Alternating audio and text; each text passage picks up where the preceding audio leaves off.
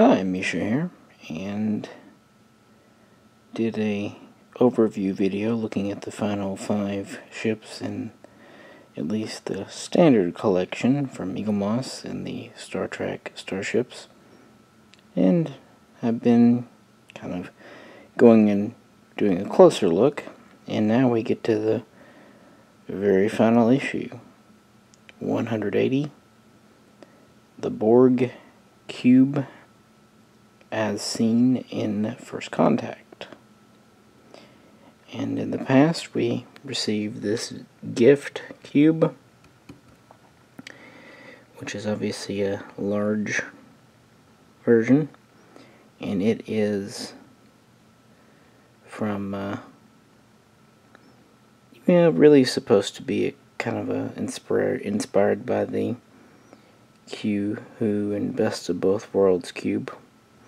And then in the standard series we received the Tactical Cube, which was designed for season 6-7 of Voyager. So with these we pretty much have the 3 major cube variants, although minor variants can and do exist, because the Borg cubes, at least the way my headcanon kind of places them, grow. They start off as maybe another ship or something else, and they're at once very homogeneous, very same, and also very individual. Just like they're constructed very haphazard, but also kind of all in the same basic shape. It very is much like an insect hive, kind of like a hornet's nest. The shape's there, but they're put together without any sense of cosmetics, any kind of pattern, or any artistic flair. And they're just layers upon layers built upon each other. New things added as needed, repairs made, growth as needed. So while the standard cube and the tactical cube here are both nominally a little over 3,000 meters or 3 kilometers on each face, with an internal volume of around 28 cubic kilometers. Each one is arguably different and the same. They don't have any centralized control. They have a few centralized things like, what was it, the vinculum, and maybe maturation chambers. But all in all, they're just kind of a hodgepodge. And I have a feeling that things can be built and rebuilt as needed. So yeah, this is the one from First Contact. And the last one we got. Now all 3 of these, this one included, have a plastic exterior with the details. Inside this one, to give it weight, is the light source. And, the metal to go with it. So it has some weight to it. It's not super light. But it's not heavy either. The tactical cube, again, is polymer. It's actually very light with a minor metal core. And that's just to give it weight, and so they can call it die-cast. The First Contact cube, while it is the same size as the tactical, it's actually quite a bit. Actually, it is maybe a little bit bigger by inthling, but it actually has a much heavier weight inside. Picking it up, it does have some heft to it, which kind of explains why when I first got this I thought it was bigger than the tactical, but I think it's more of the weight.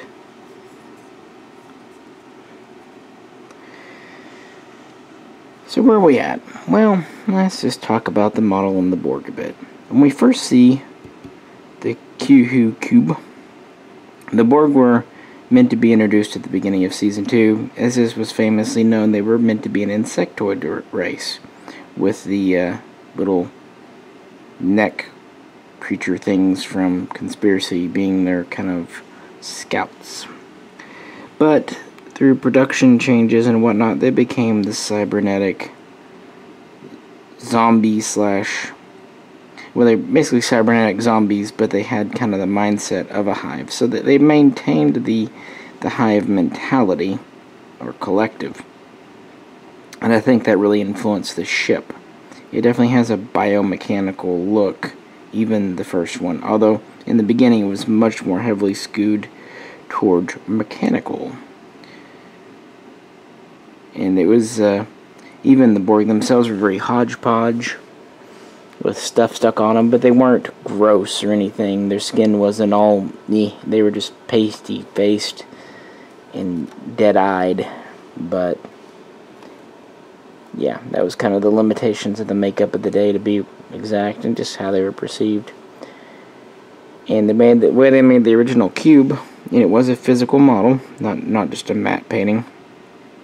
They pretty much just took a box and started gluing stuff on, quite famously, things like trees and railroad parts and model battleship parts, just stuff upon stuff upon stuff, and then they painted it and gave different color schemes, and they actually made it with 5 sides, with the 6th open for maintenance, and that's okay because you're going to see anywhere from 1 to at most 3 sides at a time. And typically, it looks good coming at you kind of at an angle anyway. But yeah, it was huge, it was powerful.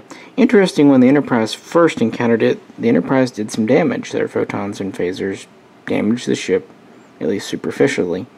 But they quickly adapted and regenerated, and then didn't afterwards. And this is in the very first episode, we see a Borg baby, so... The Borg kids from Voyager are very much canon.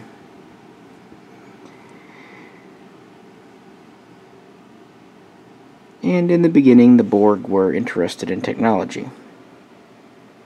Not really assimilation. But by Best of Both Worlds, their second appearance at the end of Season 3 of Next Generation, they're still not really interested in assimilation as far as we know. Although they do assimilate Picard. It's never clearly stated what their plan is when they get to Earth. Are they going to assimilate or destroy or just take... It's a little vague. But it sets the planning for all that. And they use the same cube model and the same internal sets with some updates, but pretty well the same. And back in the day, 1990, 91... Best of Both Worlds, at least Part 1, was extremely well regarded. I've noticed in modern times, people have kind of gone back and maybe don't consider it as highly, but it was good TV, good entertaining, and it was pretty different for the time. I think that has a lot to do with it. We've seen so many robot zombies and cyborg things. Since then, it's become kind of old hat. And we know where the Borg end up, but then it was different. Now, of course, there were the Cybermen from Doctor Who, so the Borg weren't totally original. And that's it for Next Generation. We don't see the cube again. We hear a cube ship referred to in the episode with Hugh, Borg, but it's never seen except for the wreckage of the Scout. And, of course, the Borg that Lore had their own ship, which we do have in the Eaglemoss collection. But the next cube we see is this one here from First Contact. And this was done to give it more screen presence. It was done with more detail, more paint. Although, this time they used a lot of paper clips and things, but it was still the same style of multi-level marketing? No, wait, wrong multi-level. Borging, sure, although they kind of are the same thing if you think about it. And of course, although it wasn't really seen on screen, it was designed with the tunnel to let the Borg sphere shoot out. Anything it needed to do for the script. What's kind of funny, the physical studio models This one, the original Cube, was a larger studio model. Actually, it was very heavy, I think like 60 some odd pounds. And the First Contact model, while it had more detail, was only about 2.5 foot on the surface. And this one was, again, quite a bit bigger. I don't remember, but it was a little more crudely made, if larger. This one was more finely made for screen up close. And they used a physical model for some shots in First Contact, and they used a CGI for other shots. Of course, the Cube, while it's in a pretty spectacular battle at the beginning of the movie, is only in it a few minutes before it booms. Picard blows it up.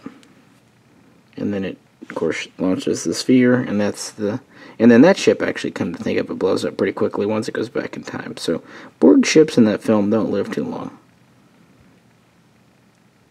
But this model would be reused a lot in Voyager, including in the episode Scorpion and several others.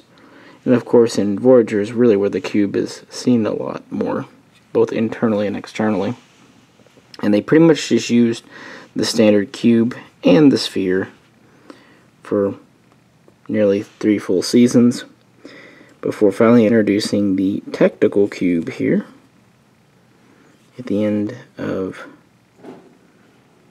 Season 6 and the 2-parter for Season 7. And this is essentially, and they call it a Class 4 cube or tactical cube.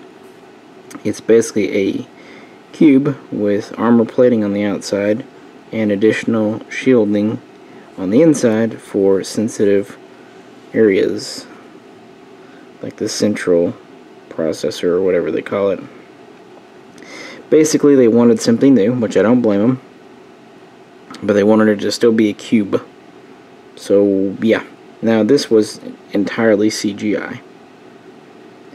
But, of course, CGI processing power, computer power, in 1997, 98, 99 was pretty limited, especially on a television budget. So, the model wasn't actually finished out on all 6 sides either. I think it was only 5 or even fewer. But it was enough for Voyager. Now, commonly, most places, most people, now we don't really know anything about it, official canon. There are most people that say it's a more powerful, more enhanced cube. But a few lore places propose that it's actually in some ways weaker and more specialized. You know, these cubes were obviously deep space explorers and intended to assimilate an entire species. It's possible the tactical cube was meant for just that, more tactical, more combat operations. So maybe while it was more capable on the weapons front, it might not have been as capable on the assimilation front. I don't know. Who knows? And everyone could be different because Borg. As far as crew,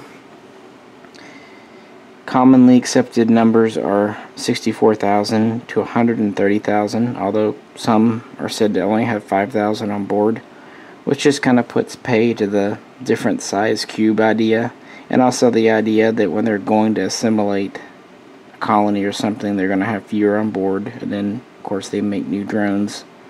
And it seems like when they get to capacity or over it, then they ship the drones off to go back to the main collective's hub for reassigning.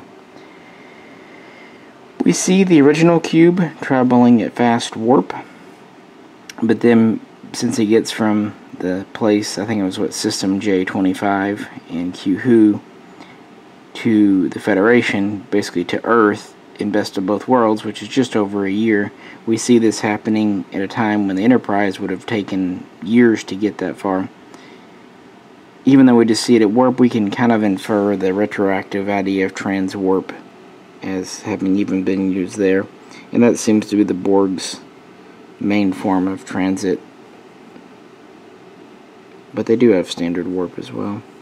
As far as weaponry, we see cutting beam, tractor beam, we see energy pulses, we see missiles designed to drain shields. We see gravimetric charges. Pretty much anything. I mean, they can assimilate any weapons they want, and they can adapt to any weapons, essentially.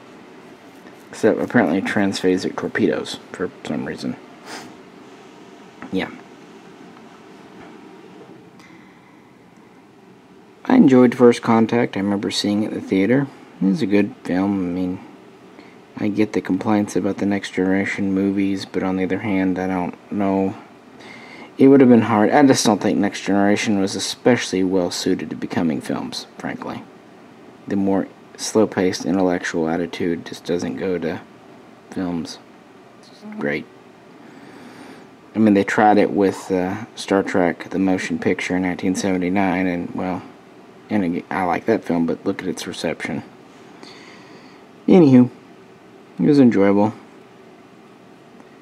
As far as Voyager, well, people wanted more of the Borg, and to be fair, they did resist it. They didn't overuse them in Next Generation. They didn't use them hardly at all in Deep Space Nine, except for background for Cisco.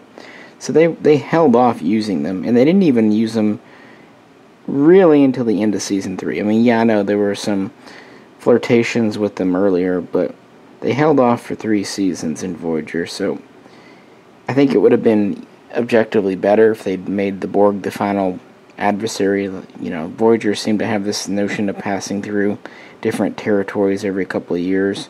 It would have been good if, like, Season 6 and 7 were the Borg years, but I get it. They needed to bring them in by Season 4 for ratings and to have 7 of 9, so that's just kind of how it is. And it did help ratings. I mean, say what you will about the Borg appearances in Voyager. They got views, and in the 1990s were popular. And I actually liked how they brought the Borg, into Enterprise. That was relatively clever, I thought. I mean, if you have to do it, I definitely liked how they integrated the Borg into Enterprise more than they integrated the Ferengi. Just saying. It at least fit, and they didn't do it more than that one time. So, what can you do? But, yeah, I just thought with this being the end of the collection, we would check out the cubes. And as always, we'll end with this one being a lamp.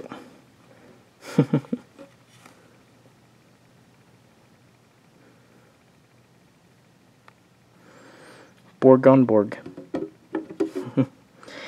It's neat. I mean, you couldn't have a Starship collection without the Borg, even though their ships don't exactly make for the most thrilling die-cast models.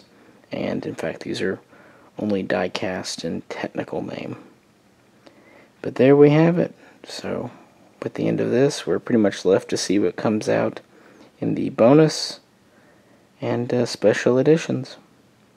So, what do you think? About the Borg, about the Cube, about Eaglemoss, about anything? As always, if you could, like, share, and subscribe. This is Misha, and I'll catch you very soon. Next time.